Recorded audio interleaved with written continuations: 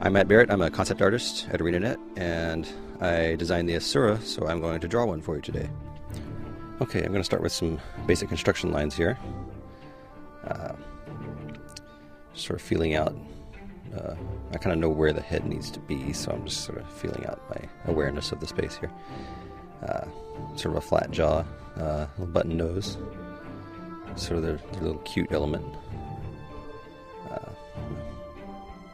Cheekbone there, sort of flat, sort of reptilian or amphibian jaw, and sort of a disdainful or annoyed expression. I want to give them their own sort of humanity, or just a certain set of emotional cues. They're very complex. They're not just creatures. Sort of a scowl there, and sort of setting stage there with a little bit of a costume element, just to sort of anchor it, so it's not just a floating head. Just sort of a plain basic hairstyle. I'm not going too crazy here. It's mostly about the expression and construction I'm interested. So,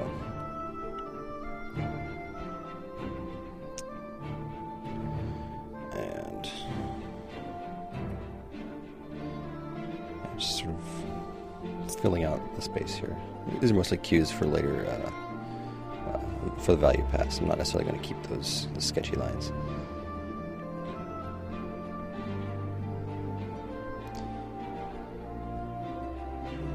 Just kind of establishing what I want to keep there. And I've run out of space there, so I'm making some room. I'll clean that up in a minute.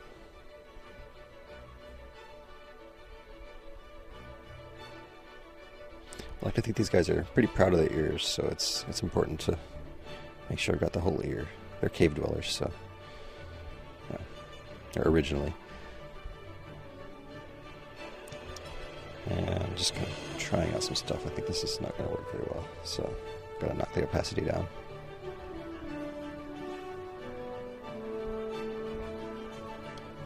And yeah, that's it. So just going to go ahead and fill out some of the mass, sort of get a neutral tone to push and pull my lighter and darker values from. It'll help just sort of establish my awareness of this, the way it occupies the space. So just sort of a base primer layer, if you will.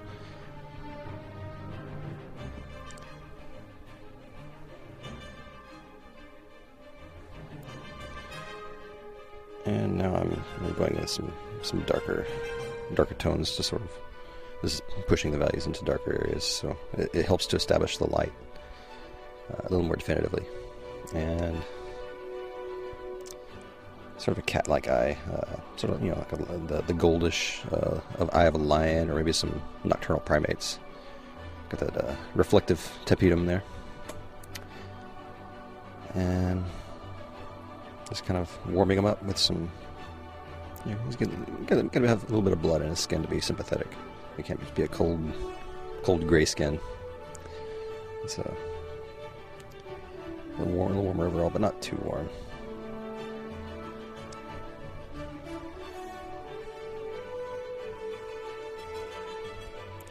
And when I do that, I'm kind of getting an idea of where I still have areas unpainted, where it's sort of a full white. I don't want to leave too many areas like that.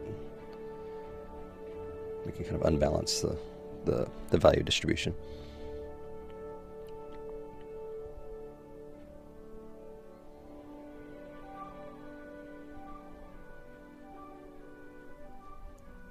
And I'm just kind of leveling everything out into a consistent level of polish for just a certain mid-level rendering. I'll go in and harden things up a little later and tighten things up.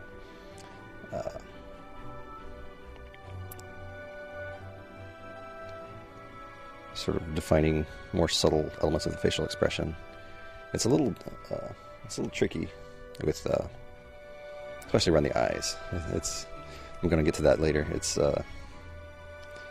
very, very subtle changes can completely change the expression. So I'm defining those cheekbones a little more of a intense scowl. He's not a nice guy. A little darker around the eyes, a little more sinister.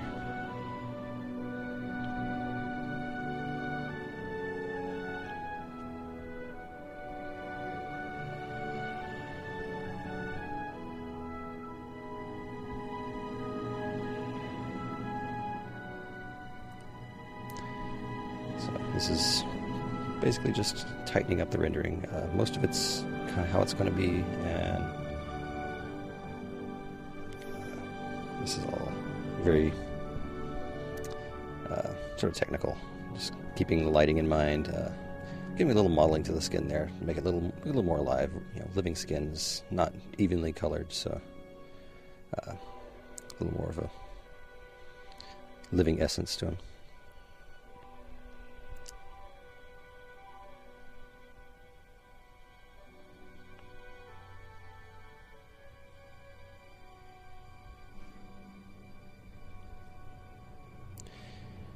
I like the interior of ears, especially there. It's nice, sort of shiny skin. It's sort of a treat, a treat to paint. Everybody likes painting shiny things.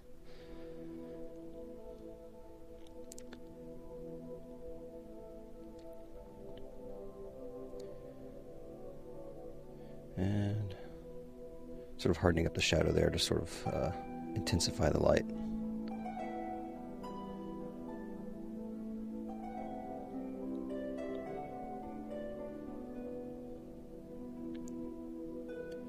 Cleaning up that edge, it gives a little more thickness to the ear. Also cleans up a little bit of a sketchy line there. But yeah, here's the shiny ear. It's sort of oily and smooth skin in there. I love painting different types of skin. It's very enjoyable. Lots of technical challenges, trying to get materials to act right with light.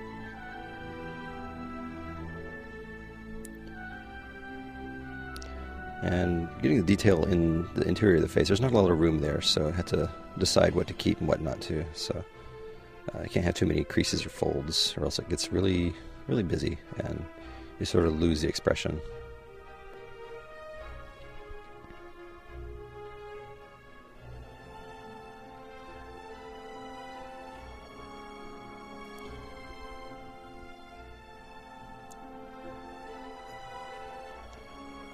It's all very fiddly.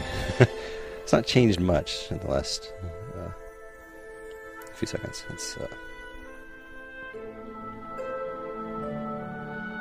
And this is just about finished. Just kind of cleaning up the edges. There we go. It's done. And that's how to draw an Asura.